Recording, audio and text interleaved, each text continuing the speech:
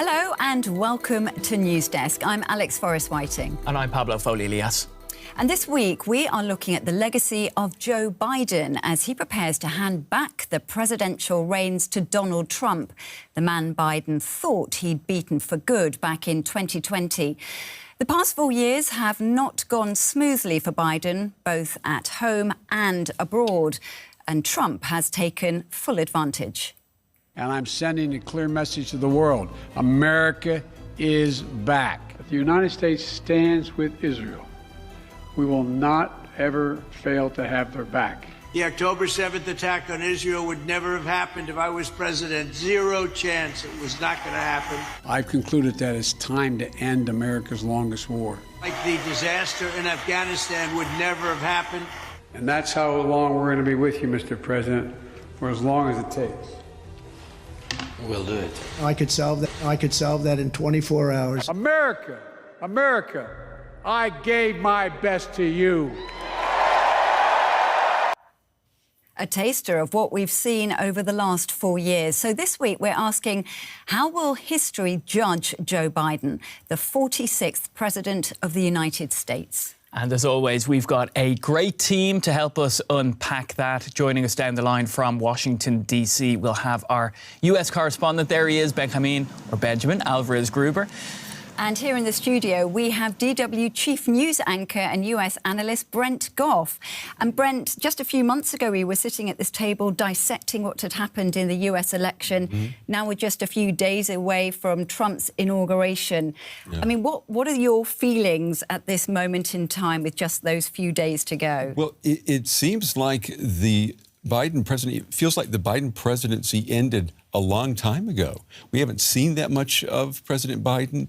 Trump has been stealing the attention. It's almost as if he's been pushed aside, if you will, a footnote before he even goes into the history books. So almost like those 4 years never happened. Almost. Well, but there'll be plenty to discuss. And of course, we have in studio, as always, the great Cherry Chan, who's keeping an eye on all your comments. And Cherry, as always, you've got a poll for us. Yeah, exactly. I have a poll today for you. The question is, will you remember the Biden presidency favorably? There are 4 options. Yes, he made real progress. No, it was a disaster. Undecided, or maybe in 20 to 30 years. I know that later we'll have a session dedicated to this question. So vote, and I'm really interested to hear what you think. Yeah, great. Thanks, Cherry. And do vote indeed. And as always, do send us in your comments. Cherry and the rest of the team will be keeping an eye on those comments. And we already have some, which have really jumped out at us. We were just talking about it just before we went to air. One from Lorenzo Sperduti, who says, the best president of all times is Joe Biden. Diplomacy is one of the most difficult matters to study and apply in practice for every human living on Earth. Another one from Anderson, war criminal. That's all Anderson says. And then this other comment from YK, he practices what he preaches. He's protecting American values. What more can you ask a president to be? So do send us in your comments. And we can already see that people have pretty strong opinions there, Alex. Quite mixed. Yeah, quite mixed, absolutely. So here we are in the last few days of Joe Biden's presidency. And during this news conversation over the next hour or so, we want to divide what we're going to talk about into 3 sections, just to give you a taste. How the world sees Biden, how Americans see Biden, and how he will be remembered. So please do give us your thoughts, your comments, your questions to our guests so that we can really talk about that and get down deep into it. But before we begin, we thought we'd just have a look at a report that was done earlier this week by one of our colleagues, just to give us a taste of what those 4 years have looked like. I, Joseph Robinette Biden Jr., do solemnly swear. When Joe Biden was sworn in 4 years ago, hopes were high that he could help bring the nation together after the divisive Trump presidency and the January 6th attack on the Capitol only 2 weeks before. We've learned again that democracy is precious. Democracy is fragile. And at this hour, my friends, democracy has prevailed. In his campaign, Biden pledged to be a transitional president. And with his years of experience in Washington as a senator and vice president, Biden stressed his ability to work across party lines. Early on, there were legislative successes. A massive $1.9 trillion economic stimulus plan and a $500 billion infrastructure spending package passed with bipartisan support. Internationally, Biden reaffirmed Washington's commitment to its allies. America is back. I speak today as President of the United States at the very start of my administration, and I'm sending a clear message to the world. America is back. But the Biden administration's chaotic withdrawal of U.S. forces from Afghanistan in August 2021 was seen by critics as an early foreign policy blunder that made America look weak and cast doubt on U.S. resolve. Half a year later, when Russia launched its full-scale invasion of Ukraine, Biden took the lead in marshaling Western allies to provide military support for Kyiv, a policy which, initially, enjoyed widespread backing at home. But the disruption caused to world markets by the Ukraine war helped fuel inflation across the globe, including in the U.S. Another foreign policy crisis exploded as the U.S. headed into an election year. Biden pledged rock-solid support to America's ally Israel after the Hamas terror attacks on October 7, 2023. As the war in Gaza dragged on, the Biden administration's calls for a ceasefire had little effect, and Biden's support for Israel cost him support from some of his fellow Democrats at home. Republicans slammed Biden for what they said was his administration's failure to stem the flow of migrants across the southern border. Immigration became a defining issue of the 2024 campaign. Another concern was Biden's age. Insisting that he was the best candidate to beat Donald Trump, Biden announced his decision to seek a second term and brushed aside worries about his fitness. I can't even say, I guess, how old I am. I can't even say the number. It doesn't register with me. But a disastrous debate performance against his Republican opponent, former President Donald Trump, sealed Biden's fate. Biden was forced to pull out of the race just 4 months before the November election. Many Democrats blamed Biden at least partly for Vice President Kamala Harris's stinging loss to Trump, arguing that Biden should have bowed out sooner. His decision to pardon his son Hunter before leaving office, something Biden had previously said he wouldn't do, was criticized even by many Democrats. One of Biden's last official acts was to deliver the eulogy at the funeral of former President Jimmy Carter. No safe harbor. A one-term president remembered as a good man, but one who left a mixed legacy both at home and abroad. So that report there by Ryan Allen really taking us through those past 4 years quite quickly. And Brent, if I can just come to you first of all, Biden said back in 2021, America is back. And if we look positively in some of the successes, that certainly has been the case, for example, when it comes to allies of America. That's right. Take NATO countries. It has felt over the past 4 years that America has been back, hasn't it? There was this collective sigh of relief when he was elected because it told particularly European allies that maybe Donald Trump was an anomaly in the lineup of U.S. presidents. And people, especially at NATO, for example, people thought, okay, we are back to business, normal business as we've known it. And I think that lasted probably up until the decision was made and executed to leave Afghanistan. And while it was in line with what he had promised to do, the optics of that evacuation were horrible.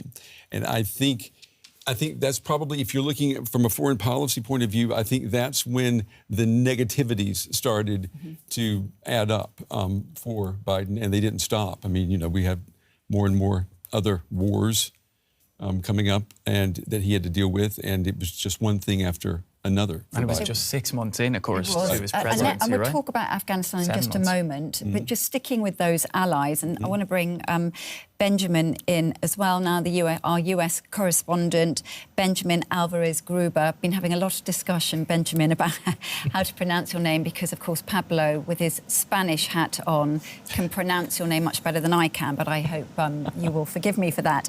I just wanted to talk then, we're talking about NATO, we were talking about Biden saying America is back, better relationships.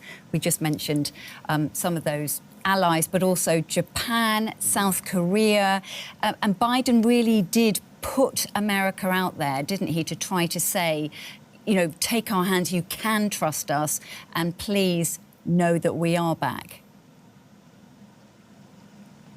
That's right. Good morning from Washington. Thank you so much for having me. It's definitely a lot to unpack here, but that was the sign that he gave from his first day of the presidency. Not only him, also his National Security Council, his team saying, we are back, we are looking, this is not America first, this is only we can be strong if we work together with our allies. And that's something that he has been stressing throughout his presidency when he started, but also now when he gave this legacy speech on foreign policy at the State Department, saying that it was through the Biden administration that they managed to gather so many allies, not just in Europe, not just in NATO, when it comes to Ukraine, but also in Asia and other countries to actually help with this.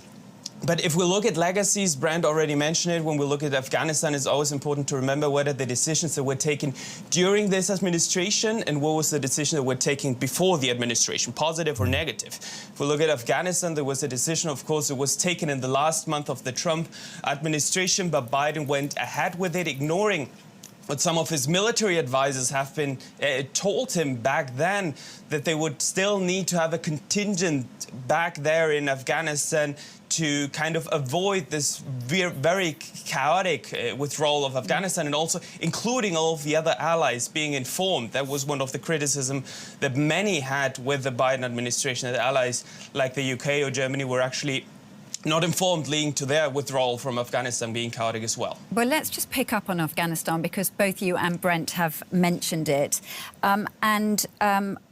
Cherry, you have got some pictures, haven't you, just to sort of fill us in. We've talked about this chaotic withdrawal. And just talk us through what we're seeing then on your screen now. Yeah, now we are playing a video that actually we published in August 2021. Soon after the US announced their withdrawal. And here we can see there are hundreds of locals or hundreds of people trying to get on this US military plane. These are the final minutes. Yeah, I mean, these are still incredible. shocking to see these. Pictures. You know, we've seen them a lot, but they're people standing horrendous. on Yeah, and you can see that they are like clinging to the wheels and trying to get on the plane. And sadly, unfortunately, 2 people died after the plane took off. They fell from the plane, so that's really desperate. Really desperate.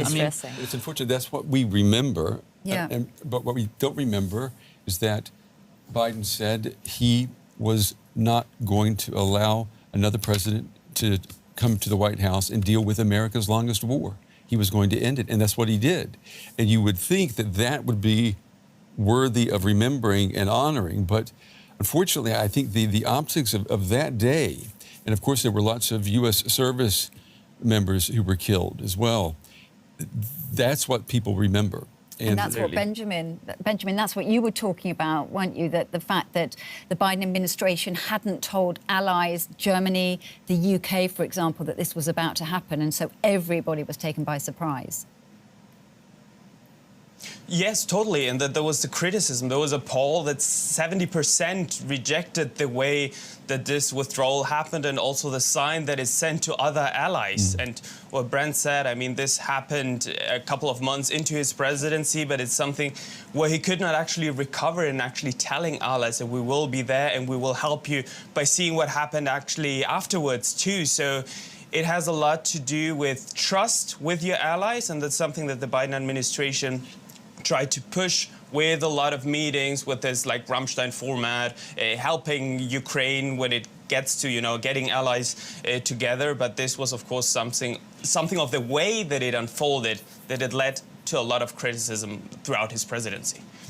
And you're talking there about, you know, criticism upsetting allies, but he did get it together, didn't he, when it came down to Ukraine, so just a couple of years later. Yeah. So that was quite remarkable then, Brent, that he did, that after he'd lost that trust, he managed to pull that trust back, use diplomacy and get many countries, Germany and the UK just being two of them, on side after Russia invaded Ukraine. And you may remember before February of 2022, when the full invasion began, you had Biden and you had his Secretary of State Blinken warning Russia is about to launch this invasion. And, you had European allies that were skeptical. There were a lot of people here in Europe accusing Biden of crying wolf. Yeah. And then it happened. What was it, the 24th? 24th of February. 4th of February, yeah. And so the Munich Security Conference, I remember, was like, 10 days before? Yeah, I remember exactly. we were discussing it here and being in the studio, and there was a lot of skepticism because Kamala Harris actually did go and was, well, we now know, discussing this possibility, which, 10 days later at took Munich, place. you mean? At Munich, at the security conference, So his credibility had been damaged by Afghanistan, and so people weren't willing to believe that, oh my God, we're going to have a Cold War starting. Yeah. And he was telling the truth about this. The intelligence was right, and people woke up that morning in February, and you had the Russian military headed for Kyiv. I think it's interesting here. We have comments. A lot of people have a lot of strong feelings about U.S. foreign policy, and we have one here. Unfortunately, it's a Korean name, so I can't actually pronounce it, unfortunately. But this viewer has said he has done everything to destroy the United States, a real disaster to his country, and an excellent agent for China. Of course, we were discussing before with Benjamin, Japan and South Korea, of course. So actually, it would be interesting to get Benjamin's take as well on that relationship with China and how he's managed to navigate it over these past few years. He was under a lot of pressure, wasn't he, after Trump really came down hard on China? And there was, of course, that meeting in San Francisco that took place, I think, at the beginning of his presidency, maybe 21, 22, around that time. So I am curious to get Benjamin's take on that relationship with China, and perhaps how that relationship may look now under the second Trump presidency. That's right, but before moving to China, just quickly to what we just were talking about Ukraine, right? That many of the allies did not believe that this would actually happen, and as we're talking about the legacy of Joe Biden, this was also something that affected the legacy of another leader, of Angela Merkel. So when looking at the legacy of Biden, he's still there at the White House for a couple of days. We might have an idea now, then we might look back at his legacy in 1 year, in 2 years, and also to see the changes that Donald Trump does when he is in the White House. Because, of course, that changed a lot on the perception of, not talking about Joe Biden, but talking about Angela Merkel, about her legacy, about the appeasement to Russia that actually then led to this. Then coming, of course, to the help that Joe Biden did with Ukraine, rallied, of course, many allies, not just in Europe, but many accusing him also of dragging his feet when it comes to, for example, allowing Ukraine to strike within Russia with those long-range missiles that came only in November, where many were also saying, why was this not delivered before? So that's to Ukraine. When we look at China, there was this meeting... Just let me interrupt you there, Benjamin, because that's a very good point, isn't it, with Ukraine, that he started well and then one could say has finished badly. I mean, look at Ukraine now. No one quite knows what's going to happen, and no one quite knows what Trump's going to do. So Ukraine itself is almost a tale of two halves, isn't it? Yeah, that's right. And that there was not more support. Biden stressed it at the State Department only a couple of days ago, that he was the only U.S. president that was in a war zone that is not, by the U.S., so that he was there, that he showed his support. He met with Ukrainian President Zelensky many times. Zelensky was here also for the NATO summit that was in July, where they also stressed that they will continue supporting Ukraine for as long as it takes. But the criticism here is that they're not taking more steps, more military support, helping them to win the war as quickly as possible. And that's something where we might see a change soon with the new administration, also with the need or wanting to get an agreement there, because there is, of course, a lot of negotiations when it comes to weapons export, but actually seeing what will happen afterwards. So that is something to keep in mind when talking about Washington's response and support also for Ukraine. I think it's interesting what you said there as well, Benjamin, about negotiation. But of course, we do forget this with regards to Joe Biden, that that's actually something he was really well known for actually being able to negotiate quite well with both sides, right? With both Republicans and Democrats throughout his career. Now, from what you're saying now, and I'm curious to know how you see that ability to negotiate. Do you think that over the course of his presidency, he kind of lost that ability that he had, that he built up in this long career? It depends on the topic. So for Ukraine, there was indeed support, especially in the first month of Russia's invasion of Ukraine, also getting more Republicans on board. We have seen over the last couple of weeks and months that has shifted, with many saying that, there should not be so much military support for Ukraine. The money should, be spent here. We've seen all those discussions between Republicans and Democrats of saying we first have to secure the US border with Mexico before sending financial support to other allies. I'm sure we'll talk about migration later, but it shows that so many topics are connected, and that for President Biden, it was not always easy to convince fellow Republicans, but also fellow Democrats, that it's important to keep supporting Ukraine there, while at the same time telling Europeans that they need to increase the share that they pay actually for NATO. And that's also quite interesting, because President Biden always highlights, also coming back to the legacy that we're speaking about, that it was him that he managed to rally and get more countries to support NATO. But that's where Donald Trump says that it was actually him pressuring allies to pay more for NATO, to pay more for their own security. And Trump has criticized Biden, saying that Biden is actually spending the money that Trump managed to get by adding pressure on European countries to actually pay more to their own defense in Europe. Yeah. OK, so we interrupted you, or you sort of also interrupted yourself, with the question that Pablo was asking about China. It was important that we talked about Ukraine, though, because that's been such a fundamental issue, war, during Biden's last 4 years or last 2 years. But we were talking about China. China, absolutely, yeah. And that question about how has Biden managed to sort of tread that whole issue with China, where Trump came down very hard on China. Many people were expecting that Biden would back off and be softer, but that wasn't the case, was it? It was not the case, and that's why the expectations were also so high for the meeting that President Biden and President Xi held on the sidelines of the APEC summit, of the Asia-Pacific summit, to see which approach he would take to China when we talk about tariffs, when we talk about, there have been conversations of how this tariffs would actually work. Also with the incoming President Donald Trump, we can expect that there will be far more frictions even there with his promises on tariffs, because there it might be even harder for the position of both of them. But of course, I think that's an important part here.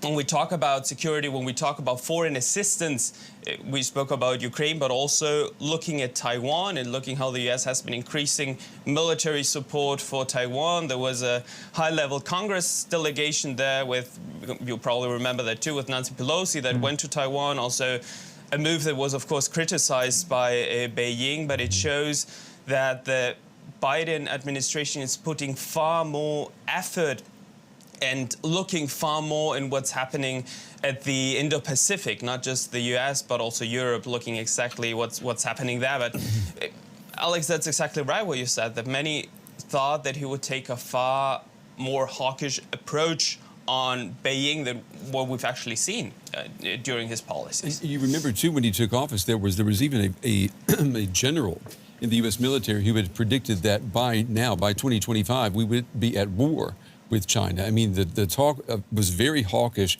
when Biden took office, and now, of course, no one says that. No. It's as if China is, a sidebar story, and I think that is because Biden did not want a new war to start, and he did everything he could to maintain the rules-based international order as best he could, and he didn't want to start any aggressive campaigns, and he kept his word on that. I think also as well with Joe Biden, that once again we forget that throughout his career he's an expert in foreign policy. That's where a big chunk of his career was spent, and that was one thing that was kind of known about him. And I think there was a lot of expectation as he was taking over the presidency that he would be sort of a more diplomatic. Kind of take a more diplomatic approach, and like you said, he wanted to avoid wars. We've had a lot of people in the last 4 years talk to us from Washington, the military people, Pentagon people, who have praised Biden because he kept Taiwan as a porcupine to keep China away from it without having to explicitly say that. Yeah. And he's also here in Europe. Okay, the war continues. It doesn't look good for Ukraine, but he did not give in to Russia's aggressive attempt to violate the national sovereignty of another country. And that's part of the rules-based order that we've known since the end of the Second World War. Yeah. So I think as time goes on, when we look back, his legacy will age well because he did everything he could to make sure everything didn't fall apart. Well, can I just interrupt you? Because that's interesting you say that. I think we should listen to Joe Biden because on Monday, he actually was talking about foreign policy and he gave a very positive take on how he believes he and his administration have left the world, particularly, you know, America's role in it. It is a long clip, so it's almost a minute, but these are the words that I found particularly interesting, so listen out to. Our alliances are stronger, our adversaries and competitors are weaker. So let's just have a listen to that and then we can talk about it. Right now, in my view, thanks to our administration, the United States is winning the worldwide competition. Compared to 4 years ago, America is stronger. Our alliances are stronger. Our adversaries and competitors are weaker. We have not gone to war to make these things happen. During my presidency, I've increased America's power at every dimension. We've increased our diplomatic power, creating more allies than the United States has ever had in the history of our nation. We've increased our military power, making the most significant investments in the defense industrial base in decades. We've increased the technology power, taking the lead in artificial intelligence and other technologies of the future. And we've increased the economic power, building the most dynamic economy in the world from the bottom up and the middle out, not the top down. So that's a lot that he's packed in there. But just picking up, well, number one, he picked up on that we have not gone to war. That's right. what you were just saying before we listened to that. That's exactly right. And so even though we've had Ukraine, we haven't even talked about the Middle East yet. Well, and that's part of the problem to. with his legacy. You know, he came into office and said he wanted to be a bridge president. He wanted to take the United States into the future. And he said, we're in this inflection point, which means our rival will be China in the 21st century. And guess what? He's kept China contained relatively well. But it was the ghosts of the 20th century that haunted him with Russia in Ukraine, Cold War behavior. And then the malaise of the Middle East, the war between Israel and Hamas, which he just could not bring it to an end. So he was dogged by these remains of the 20th century that he was trying to take us away from. And he was trying to take the Western world away from and into the 21st century. But it all blew up. It all blew up. It did. Funny that you're saying, just to jump in there, because we're getting a lot of comments from, of course, our viewers, and a lot of comments are coming in about the Middle East and Biden's legacy with regards that. We have one, actually, we should mention Carolina Vilena, who, as always, is tuned in, saying Biden administration has changed everything in all global forms.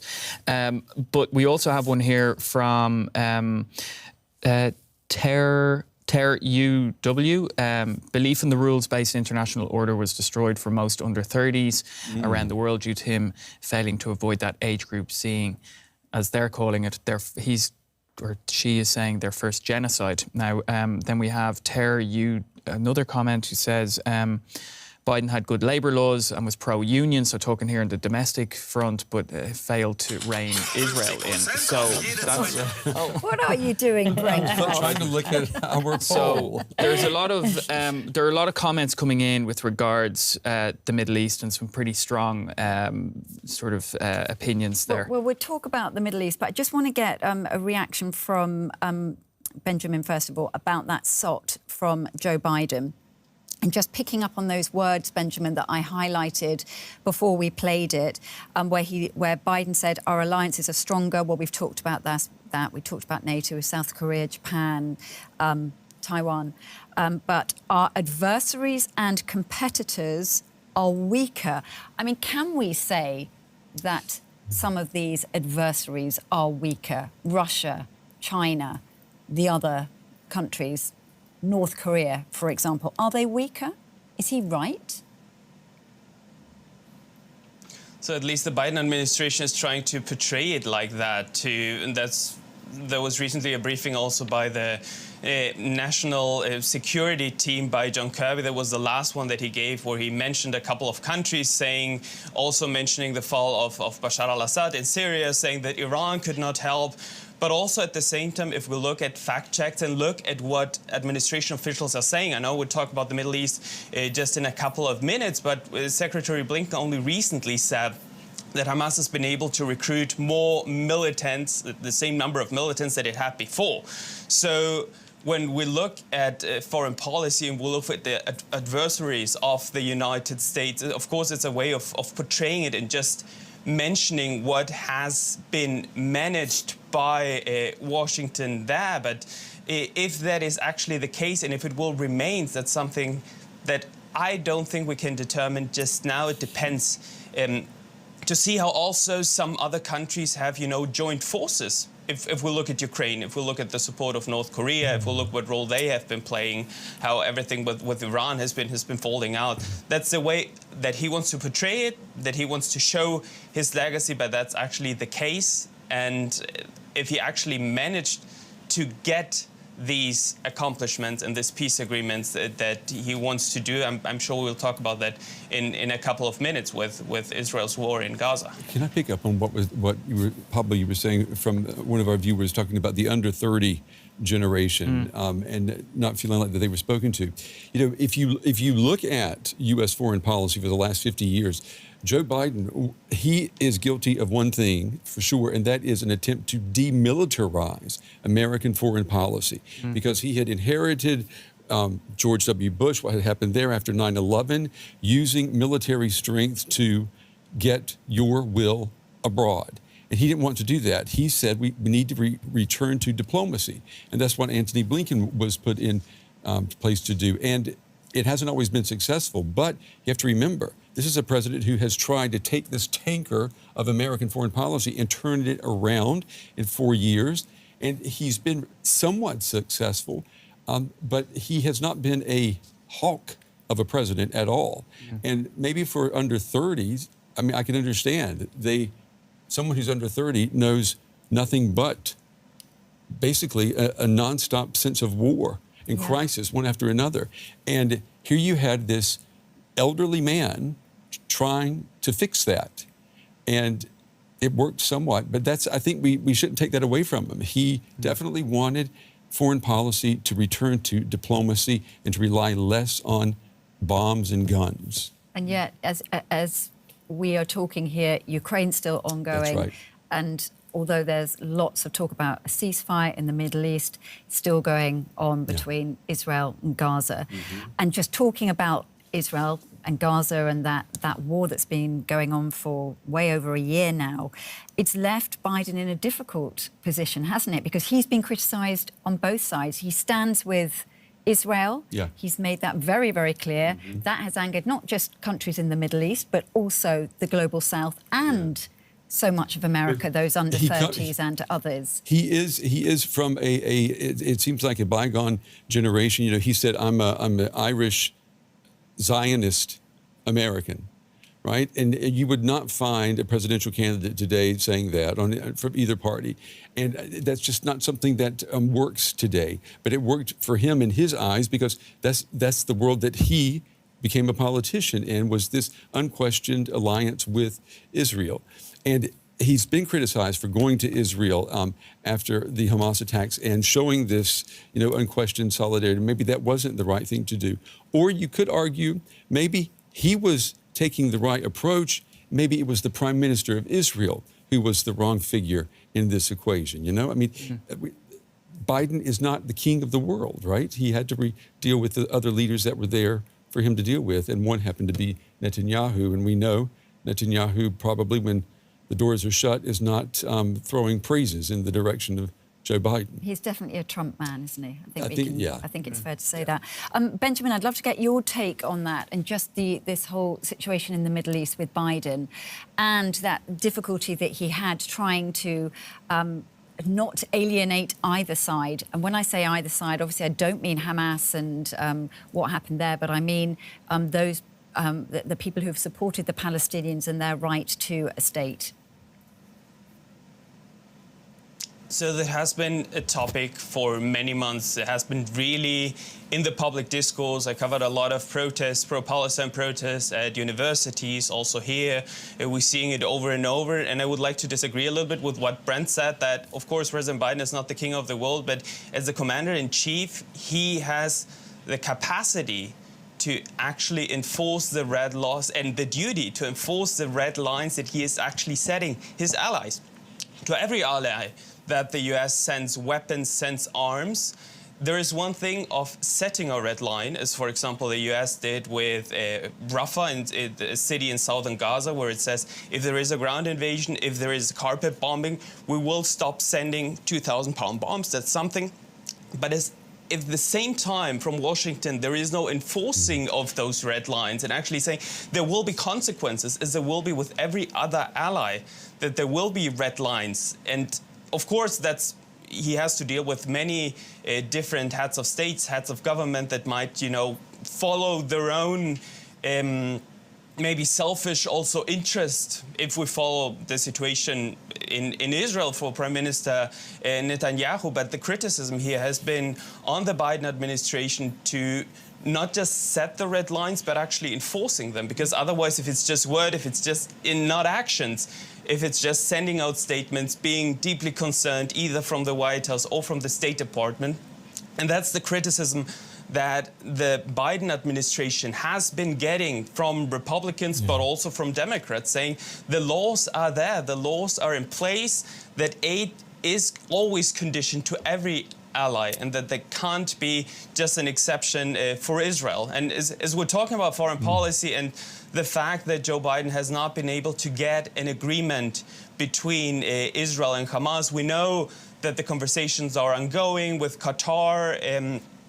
They're always said that, we're on a brink, but that's something that we've heard over and over. And I wouldn't be surprised if they actually wait for the new administration to come in to give them this agreement so it does not happen in the last days of this presidency. But that's definitely something where the criticism, very strong criticism on the US of not being able to stop this, of not using the leverage. And that's a word that we've been hearing over and over, that the US, as the biggest arms exporter to Israel, Germany the second, with a couple of European countries, have not used the leverage and just refrained to statements being deeply concerned, trying to find the discussion there without there being actual consequences if those red lines are not followed through by the allies, in this case, Israel. There were numerous incidents where we reported that Netanyahu and Biden had talked on the phone, or they had met, and there had been an agreement, or Netanyahu had promised to do something, and then the opposite happened. So in other words, it appears that Netanyahu repeatedly lied to the president.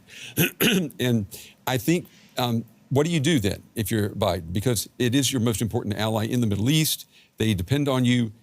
You can't just drop the country completely, because that would be a radical change. And then what would happen? So he's dealing with the leader who he basically can't trust what the leader of Israel is telling him. He would never say that publicly, but that's what we were reporting. That's what it looked like.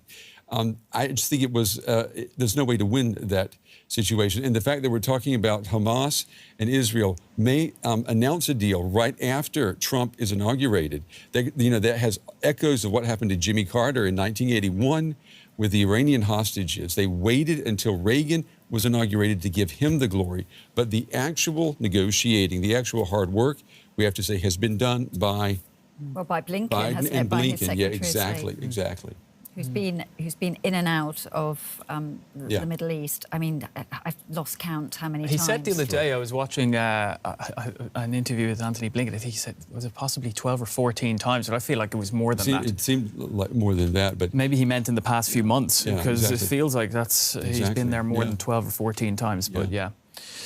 But yeah, there are plenty of comments coming in with regards, like I said, the Middle East, and also with regards to China, actually, just to go back to that topic. Biden called Xi a dictator and also called the so-called Taiwan diplomatic ambiguity when it comes to defending it militarily was something he ended. Then we have others. These are more sort of with regards to issues within the United States, which I think we can come to in a moment. A bit later. But yeah, but plenty of comments there with regards to the Middle East. And of course, this is a very divisive issue, and this is an issue that, you know, language is very important here. You know, before we've had a lot of comments here from people, and I think, you know, at the end of the day, until we have a kind of clearer picture of what the situation is there, we kind of always need to refrain. Yeah. I do have a final question when we're talking about the sort of the foreign side and the global side of Biden's presidency. And that is what Trump said. If you remember, for those of you who were with us right at the beginning, we played these very short clips of Biden and then Trump. And Trump said in a couple of things, you know, for example, he'd end the war in Ukraine within 24 hours and that the situation in the Middle East would never have happened under his watch. So my question, first of all, to you, Brent, do you think these wars would have happened on Trump's watch, or has Biden just been unlucky? Well, I mean, that's speculation, right? I mean, we know what has happened. The question is Trump going to keep his word and end the war in Ukraine in 24 hours? Let's say he is able to do that, but what's that going to mean? That's going to, you know, we all know that that's going to mean that Ukraine is going to have to make concessions that Ukraine does not want to have to make, and probably Russia will not. There will be a lot of face saving there. It will not be an agreement that takes into consideration that Ukraine was the country that was attacked. And Biden did not want to give in to that. Trump will give in to that, and he will spin it to make it look like a strong man making a. Do you think he definitely will give in to that? I think that we are looking. I think that we are looking at an end of the war coming sooner than we think. I do think that that's going to happen, and it's going to happen because we're not going to have a U.S. president who's going to push for the order and the respect for national boundaries that we've had in the past. And you have to watch this space very carefully, because if that happens, it will give other would-be dictators, whatever, ideas. So we can criticize Biden all day long, but at the end of the day, he was holding the line on what was acceptable behavior, lawful behavior by heads of state. That's about to blow up if Trump keeps his word. And the consequences of that, I mean, he could be dealing with a lot of conflicts that he didn't think he would have to have. There's one comment coming in here from Nilay Chaturvedi, who says America's adversaries are weaker, but so are its allies. So look at the recent, and they're focusing here on the economic data from Europe, Japan and Korea. NATO also, without the United States, can't exist. And I think that plays into a little bit like what you're saying there. Of course, under Donald Trump, who knows what relationship we're going to see between the US and NATO, and is Trump going to? He will probably keep up the pressure on NATO members to increase. We can't credit Trump. He has pushed the envelope with NATO members. They are spending more on defense. But he can only do that so much, right? Because at the end of the day, if you take the U.S. out of the NATO equation, you don't have an alliance that can basically prevent any war from happening. So, and Trump knows that. And he's, instead of that being a force for good and a preventative force, with Trump, he'll take that knowledge and he'll use it as leverage to get things from his allies. I mean, he'll treat friends the way most people would treat their enemies. Yeah. Let's move on now, because I want to also talk about the domestic side of all this. If you're just joining us, we are here on News Desk talking about Joe Biden and his legacy. We've been talking about the issues of his foreign policy and asking how history will judge Joe Biden. Now I want to look at domestically how it's been going. How do Americans view Joe Biden? And we can begin by talking about the economy, because to the outside world, it looks like the US economy has been doing extremely well, thanks in part to some legislation. We've had the CHIPS Act, we've had the Infrastructure Act and the Inflation Reduction Act, which was quite controversial. So the CHIPS Act, worth $50 billion US, resulting in a boom in chip manufacturing facilities across the US. The Infrastructure Act, which is helping to build transport and infrastructure across the US, and the Inflation Reduction Act, which did not, by the way, have bipartisan support. That means it didn't have the support from the Republicans because it was very much all about green policy and net zero, which has not, as we know, been proved particularly popular with the Republicans. But let me first, because we just spoke to you, Brent, let me come to you, if that's all right, Ben. Do you think that Biden has done a good job in terms of the US economy? So referring to what you mentioned in the first place, Alex, there's one thing of what the numbers said and what the perception, especially what the perception here in the US is about economy. That was the top one topic for this last presidential election. If we look at the numbers you just mentioned, just some of them, one of them, of course, exceeding many expectations, looking at job creation. Joe Biden will be the first president under whom jobs were created during every month while he was in office. You mentioned already the CHIPS and Science Act, the bipartisan infrastructure bill, investments, building.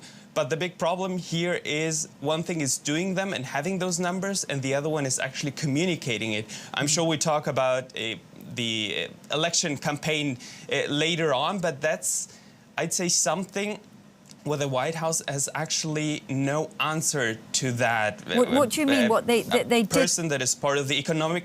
Sorry, do you mean that they did when you say communicating? A member of the Economic Council of the.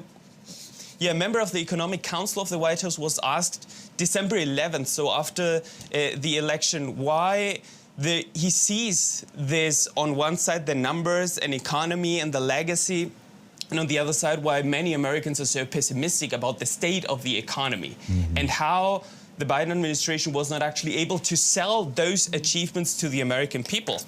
And he actually had no answer to that and why they did not push that further. And he said, okay, let's talk about how tariffs actually work. Now, coming back, of course, to the promises from President-elect Trump that will be back in the White House soon.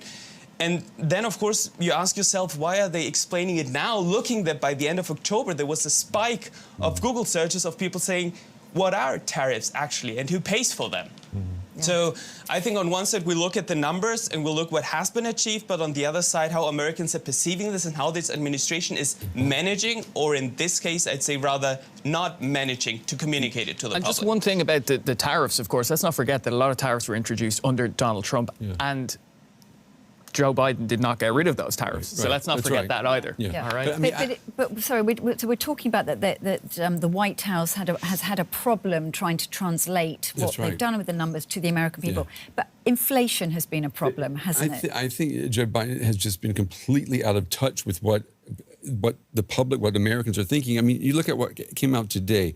The Consumer Price Index went up in December. Again, that came out today. That means inflation has not been tamed. That's what people feel. People go to the grocery stores. Every time I go back to the States, I mean, the prices are ridiculously high. That's what people feel. And as a politician, he should know better. He should know that that's what counts to people most. And he kept coming on television and saying the economy is doing great, not acknowledging the pain that people were feeling every time they went to the grocery store. That, I think, is toxic for any politician. And I would have thought that Biden would have known better. But this was the case where he just seemed to be completely untethered from reality. And you're absolutely right. And also, I think we can never forget this, that in a US election, of course, the number one topic for people is the economy. Stupid. I mean, it's the most basic thing, particularly in the United States. So, the fact that they weren't acknowledging this, even in the campaign, I think was a huge error. And I mean, they were being warned that they really needed to tackle it head on. And they said, no, we're doing this and we're doing that and we're doing that. But they weren't actually tackling what you're saying. And I wonder what his advisors were telling him. I mean, he didn't acknowledge the economic pain that people were obviously feeling, one. And then with immigration, He refused to say that there was a problem at the border. He wouldn't use the word crisis at the border. He asked Kamala Harris to take care of the situation. She was interviewed. The reporter asked her, had she been to the border? And she, kind of laughed it off. But no, she hadn't been to the border, which, again, out of touch. And the numbers, I was looking at the numbers today, the 4 years of the Biden presidency, there were 8.5 million illegal interactions or crossings at the border. That's a record high, 8.5 million. And yet he couldn't even say that there was a crisis or a severe problem. Because he was trying to row back from Donald Trump's harshness on the issue. And also blaming the Republicans for not allowing an immigration reform bill to come through, which is true. But at the end of the day, acknowledge what people are seeing and say that it's real. And that's something that he didn't do.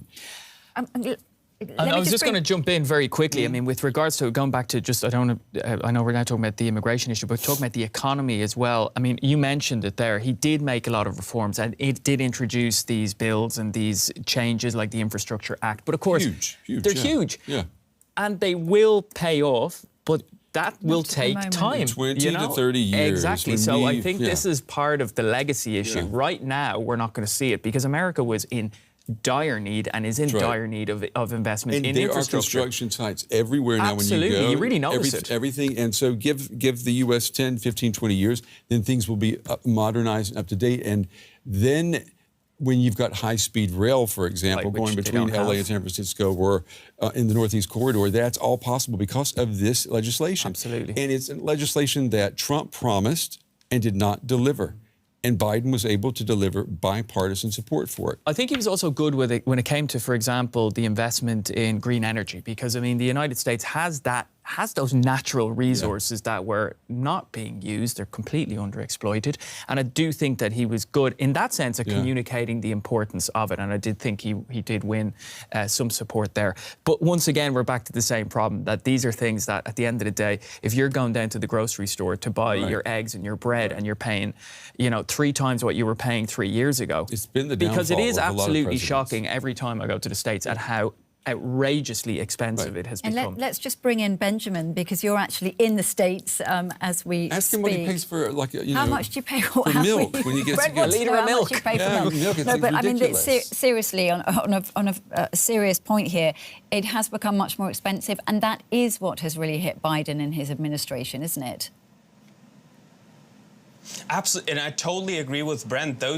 Inflation is something that people in this country see every single day.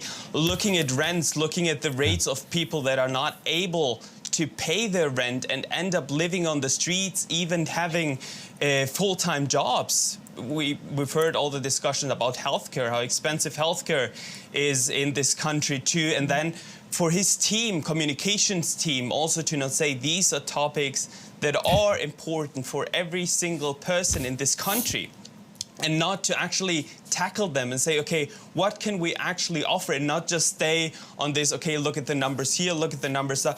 What are we doing right now to try to make it easier for you? And we always have to see this in context, of course. When he took office, there were several crises. We had public health crisis, COVID, so that's also something to consider here. We had a democracy crisis only a couple of weeks after the storming of the Capitol. So there were many things to tackle at the same time. There were many bills, but it's of course different if you have a policy thinking that you will see a result in 1 year, in 2 years, in 3 years, or if you're planning on, I want to see results in 10 or in 50 years, in 15 years. And that also puts into context all of the symbols, for example, signing executive actions that we can expect in the new administration. There will be a lot of signing of executive actions, maybe saying, I'm going to seal the border, I'm going to do this and this and this.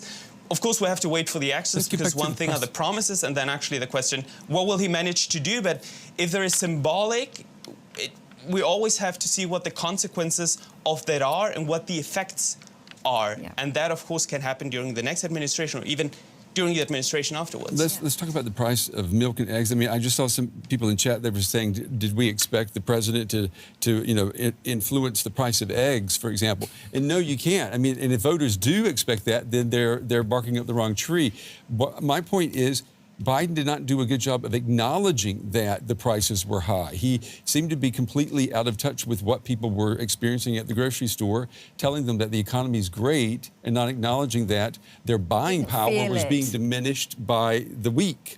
Yeah. That's the point. He can't. And there is one thing I do want to jump on. I'm just seeing a comment there, and I was going to jump in on what Benjamin said there about healthcare costs. But one thing that they did actually do was they did try and work on and to limit the price of medication for U.S. consumers, which is a big plus, of course, for people. Because for those of us, say, here in Europe, where we're not used to paying directly for, because it's covered by our national health insurance. You know, I don't think we're that aware in, say, here in Germany of how much medication costs, because it's covered, because we have a system here in place.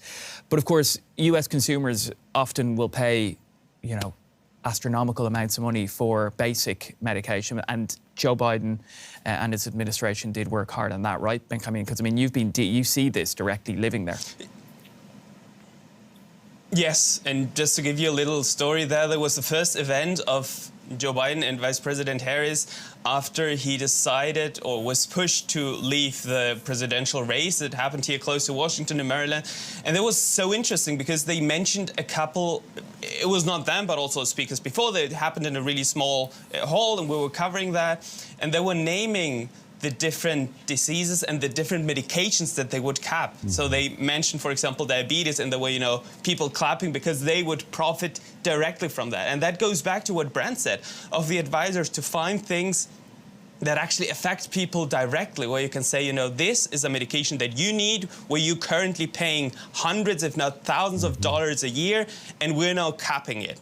And that's also surprising why not most people or those nearby told him, okay, we need to do that with the economy, telling people, okay, by the end of the month, you will pay less here, here, here. We're helping you, supporting there, or subsidizing something, but acknowledging that there is a problem.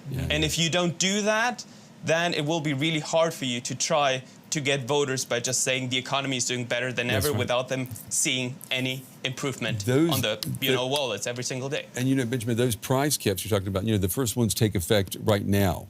And it's unfortunate for Biden because he was instrumental in getting those price caps on medication, and it's going to happen right as he leaves office. And so, you know, he's obviously, in the immediate future, he's not going to get the credit for that. And I don't think we're going to see in a Trump administration, Trump 2.0, we're going to see any new restrictions or caps on the price for prescription medication. I think if people are expecting that from Trump, that would be a shock if that were to happen. There's also another thing which I think Benjamin mentioned as well, which is, of course, housing. And I mean, we actually talked about this earlier on, unrelated to today's topic, which is, of course, this housing crisis, which appears to be, you know, an issue that's affecting so many countries around the world and is a big problem in the US. And also, you know, you could argue as well that the Biden administration didn't do enough to tackle that need, you know, because people are paying very high rents in places like Washington, D.C. and a lot of the cities around the US. So how's that perceived, Benjamin? I'm curious to know. How is there still a lot of anger? Is it a generational? Is it more younger generations who seem to have the issue with Joe Biden and his administration on that topic? Are you meaning just on rents? On rents or housing in general, just the ability to buy a home or rent a home even?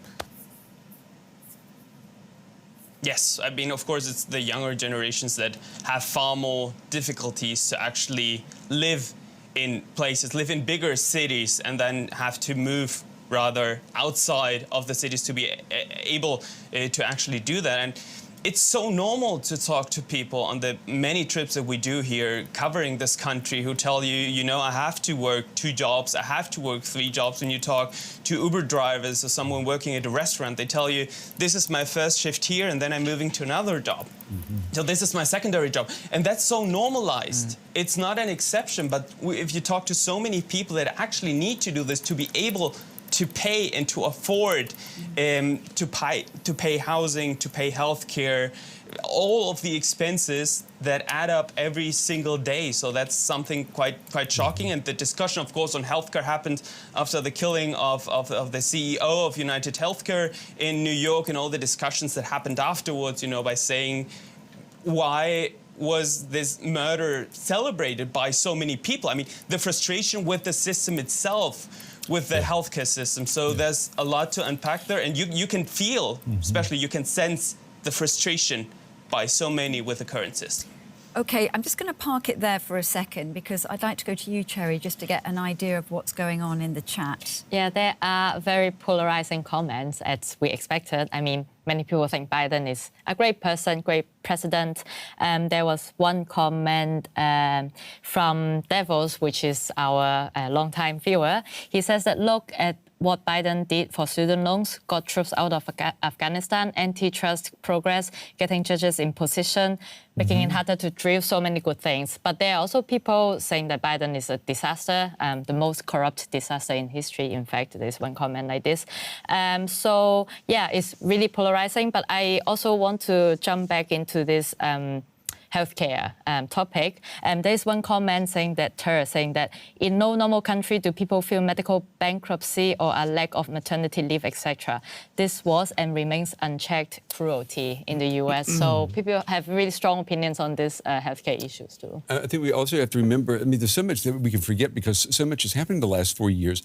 When the first legislation was being proposed and passed, ending the pandemic, Biden wanted to get free daycare for all Americans. Remember that? And that was the one thing that the Republicans would not agree to. Children, yeah. So that he was trying to really move the needle. Maternity leave. I mean, something that here in Europe is a given, standard, which is not standard in the United States. So he was trying to do this, and he pushed it as far as he could. But these things that would have really been revolutionary for American standards, they didn't happen. But I think what's interesting from all this discussion is that there is a thread here, right? When we're looking at why Joe Biden is not going to be in office for 4 more years, or at least the Democrats will say, or a Democratic president is, these are the issues that are affecting the average American, right? Yeah. The price of groceries, housing, healthcare, childcare, just your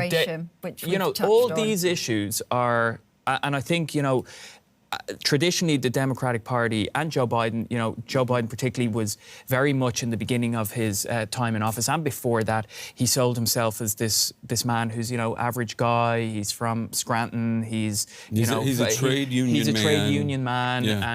And I think that's not the Democrats anymore, though. And I think this is the issue, that there was, as Ben Kameen has been talking about, a failure in communicating their achievements, because there have been achievements. And I think that's been a big issue for Joe Biden. By the way, just in case you're all wondering about where all the knowledge from Pablo comes, it's because he was also a US correspondent. That's right. At the end of the Trump administration, and Ben Kameen, I would say get some sleep in this week, as you know, because me and Ben Kameen overlapped, and it was, let's say, I don't know if fun is the right word. It was an interesting time.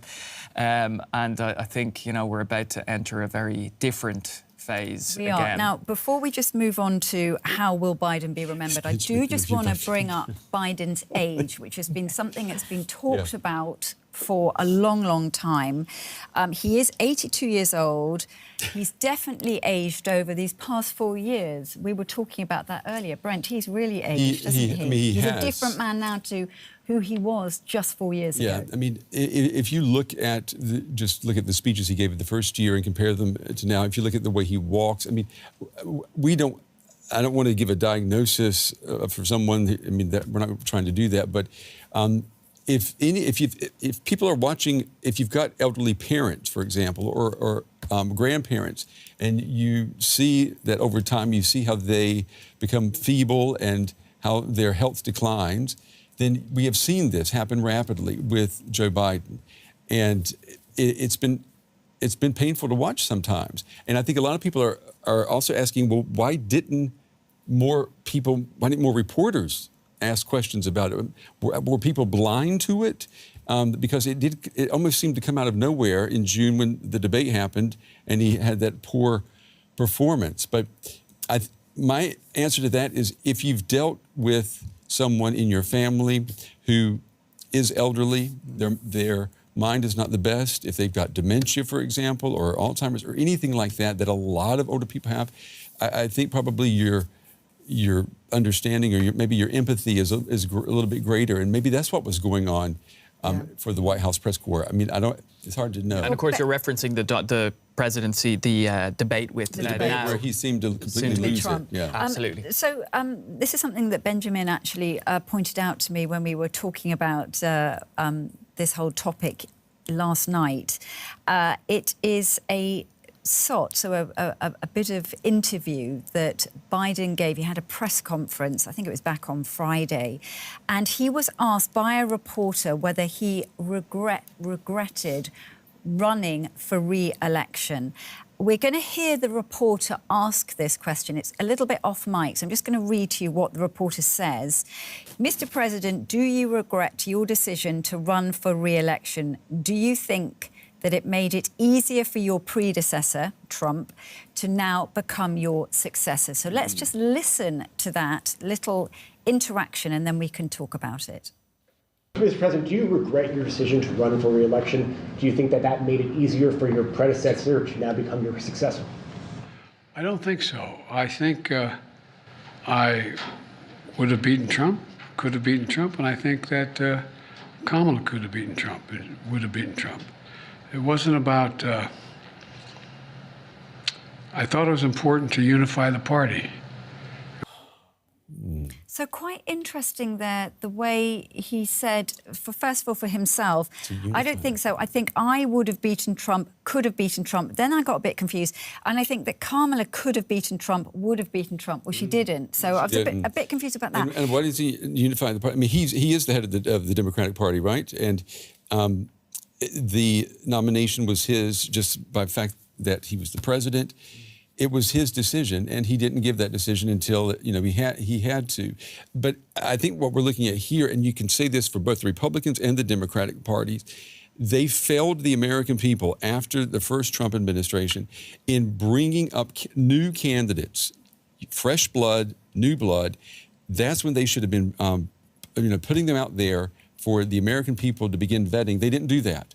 The Republicans are owned by Trump, and the Democrats, they were sleepwalking with Biden until they couldn't any longer. And we are about to have another Trump administration. I think as a result of that, I mean, I think the party system in the United States failed the people miserably this time. Benjamin, let me get your take on that, on those comments there made by Biden that he thinks that he would have beaten, could have beaten Trump. So there are a couple of things to unpack here. First, I would like to touch on what Brent said about elderly parents or grandparents. We all have them in our family, and it's something that I've heard recently on a podcast, because there was a political commentator saying that it makes a difference if you see them every single day or if you just see them in 1 week, then you hear another speech 2 weeks later, 4 weeks later, where it's clearer to see that decline. Also referencing the criticism that you just mentioned on the White House press corps, but also on staffers who see someone on a regular basis. When he was in public, and that's also something that we saw, it was always very scripted setting. Scripted by the access that press had, by not really walking a lot, from the podium back to the stage. He fell a couple of times, so aides also tried to avoid it. Those also articles coming out that even, small gatherings with donors were also done with prompter, and of course that increased over and over. And when it started to be a topic, it was actually when it was not possible to script it, when it was not possible for the White House to contain what was the information, what were the questions. And there was that debate in Atlanta with Donald Trump, where so many were shocked by saying, one, why have they not told us before? And second, and I would totally agree with the frustration that many have with the Democratic Party, that he was so convinced, his close staff was so convinced, because we saw them as criticism was growing and his question over his age were coming over and over and stronger, that they were closing this inner circle even more. And of course, after the debate, it was not even possible to avoid this topic anymore. But by him being so convinced, by people that were so convinced, also by staff, and that's a problem if you have just staff telling you, no, you can do this, you can do this. Him being so convinced that he beat Trump in 2020 and that he could be the only person within the party that could actually do it. With many saying, how is it possible that we have no primaries? That we within the Democratic Party cannot decide who our candidate should be? And at the end, Kamala Harris could have had more time, and also due to the fact that this first debate was so early. Because if it was even closer to the DNC, to the Democratic National Convention in Chicago, where she was proclaimed the candidate of the Democratic Party, would have been far more difficult for the Democrats to find someone to replace Joe Biden on the Democratic ticket. And that reporter asking, Benjamin, Biden the question, is it your fault? What's happened? You're asking a man who's about to leave office, a one-term president, asking him to be very magnanimous and to accept his own failings here. And I think when we look at him as a human being, I think we're getting as much as we could really expect. I mean, he's not, I would have been shocked if he had said, it's all my fault, and Kamala wouldn't have won anyway. And so, but he's not going to do that. I mean, he is a one-term president, and that stings. I know it stings. And at the end of the day, what matters, right? I mean, how much truth do we really want to hear from someone who's walking out the door? But before we actually went on air, totally. And just to add that very briefly, Pablo, just a second, because while some try to focus Joe Biden's legacy on 2020 and that he won against Donald Trump, others will point to the fact and go even further with criticism, saying that Joe Biden paved the way for Donald Trump to return. So a one-term president between Trump 1 and Trump 2. That's the criticism that you will hear, and also when it comes to the legacy, because there was a lot of criticism also of the way that Kamala Harris and his campaign, tried to get votes in this very difficult position. But the responsibility that he still thought that he's the man who can beat Donald Trump again, that he is the man that needs to be on the Democratic ticket. And also considering that Kamala Harris, you spoke about that briefly, with the border, that she was really not in the spotlight. And that's also, when you have a vice president that's not in the spotlight, that's also a responsibility of the president. Absolutely. What I was just going to say, just quite briefly, is that once again, in the United States, there is a difference, we'll say, to other countries with regards to the age of, say, senators or congressmen and women, and even the president in this case, all right? Because, we're talking about, Donald Trump is late 70s. He'll be turning 80 during his presidency. And if you look at, there's some senior figures earlier on. You mentioned Nancy Pelosi. Nancy Pelosi, of course, is in her 80s as well. So you've got these senior figures in the United States who are, I would say, far older than what we're used to on this side of the Atlantic, for sure. So I wonder as well. But their behavior, Biden, it's obvious that Biden has declined. It's obvious when he walks, when he talks, everything. It's not that way with Trump. Trump may be an old man, but Trump still seems to be robust. He still has that fire. Nancy Pelosi, the same way, like her or not. But they haven't declined the way Biden has. And that's what I think has been so painful, that it's been there. We've watched it happen, and the acknowledgement from the man himself came too late. And in the days, I remember, after that debate in Atlanta, which was disastrous, we can say that now, I remember there were so many questions being put to Biden's people, and it was similar once again. It was not acknowledging what we had all seen. And it took several days, right, for things to really change, and that pressure was piling on him. Which I don't think helped. And there was all this alarmist thinking and talking too after that someone else is running the country. But we have to remember, this is not the first time this has happened. With Ronald Reagan in his second term, we now know that the last years of his second term, he had Alzheimer's. He was not making decisions, and we know that his wife, she was basically protecting him. So age has been an issue for the office of the presidency before, and it probably will be again. OK, because time is ticking, I just want to move quickly on to how will Biden be remembered. Benjamin, I want to throw that to you.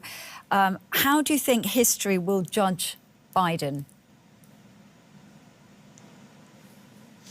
There was a question that a colleague from the BBC actually made to one senior person, a senior cabinet position with Biden, and he said it's up to historians to decide that. I think we still need a couple of years to actually see which actions will remain, which actions will be overthrown by the new administration that is coming to the White House on Monday. But I feel that, I mean, we have not spoken about the campaign of Kamala Harris and what happened afterwards when Biden, you know, still tried to be in the spotlight and still tried to talk without actually giving her that space to actually get more people towards the Democratic ticket. So I would say if we look at the legacy in general, regardless of if it's domestic or if it's foreign policy, we spoke on a couple of crises. There are, of course, some more. We touched very briefly on migration. I'd say a mixed legacy on both domestic issues and also both on foreign policy issues. And how will But you... I feel that the end of his presidency... I think that the end of the presidency will always be something that many people will remember and should also lead to some serious soul searching within the Democratic Party to see how they will actually, you know, get another their own candidate for 2028. Because if those people who were the close advisors and told the president over and over, you can do this, you can manage it, and also advise Kamala Harris to stay in her comfort zone without trying to reach out across the aisle, trying to reconnect with people. I think the Democratic Party would really make a big mistake if they don't have real and a lot of learnings from the mistakes that they did in 2024. Get back to basics. They need to clean house. Yeah. So let me ask you the same question. How do you think Biden will be remembered? I think in the near term, tragically, Biden will be remembered as the president who said he wanted to be a bridge to the future. Instead, he became a bridge between Trump 1 and Trump 2. And it's the last thing he wanted to happen, and it is the very thing that is about to happen. 20, 30 years on, I think people will be kinder to him because the impact of his policies, the legislation, will be felt then. But I'm afraid by then he will have passed on and he will never benefit from that. I think it's complex as well. I think it's going to be a tale of, I think it's going to be split in two, we'll say. I think in 20 years, maybe 30 years, people may look back at Biden more favourably than they will in the next 5 to 10 years, depending, of course, on what happens in the next 4 years. Right. Because who knows? Anything can happen. And, you know, one thing we do know about Donald Trump is that he's unpredictable. Mm-hmm. So it depends what happens as well, because maybe then people will look back more favourably on these 4 years of relative stability, we'll say. I mean, I don't know if that's also the right word, but I do think that right now it's people are not going to look too favourably back on Biden in the near future. Yeah. Thank you. And this is what our poll was about, wasn't it, Cherry? So I'd be very interested to know what the results were on that. If you just remind us of the question. Yeah, the poll question is, will you remember the Biden presidency favourably? So we've got 198 votes. 53% voted no, it was a disaster, so almost half. 26% says yes, he made real progress. 11% says undecided, and 9% said maybe in 20 to 30. So most people think it was a disaster. Yeah. Well, that's very strong views there. Strong views, and I mean that's the one thing that's really jumped out at me today. Probably you too, Jerry. A lot of strong views, foreign policy, polarizing, very polarizing. I think too. I was thinking about this today. I think we have forgotten how we felt exactly 4 years ago. We were still in the pandemic. Remember how there was just so much animosity, particularly towards what had happened between 2016 and 2020. Right. And I think it's how we cope, right? Human beings, we sugarcoat the past. And we've really done that this time. If we could go back 4 years, I think we would think differently about the way we feel right now. I don't think we have to wait too long to see what it's going to be like 4 years ago. We get a good replay. And on that note, thank you very much. First of all, let me say a big thank you to Benjamin, who's been joining us from Washington. I know you've got a long day ahead because Biden is making a speech later. So thank you very much for joining us. Very much appreciate it. Thank you so much for the invitation. Thank you. And a big thank you to you, Brent. Always great to have you around the table with all your knowledge and all your can I say years of experience? Yes, I'd say yes, that. that's right. I mean that, you know, we're lucky to have those years, we right? are very Absolutely. lucky. Yeah. So thank you very much. I can remember the years. You can at the moment, which is good. Still. Yeah. Thank you very much, Pablo. Thank you, Cherry. And thank you, everyone, very, very much for your comments and for joining us for this chat. And don't forget, of course, that we will be posting as well next week's topic 24 hours before, right? So sometime at the start of next week, Monday, Tuesday. And do, of course, send us in your comments, as always. We love to read them. And we'll, of course, read them out on air like we do every week. Thank you very much. And we'll see you next week. Take care.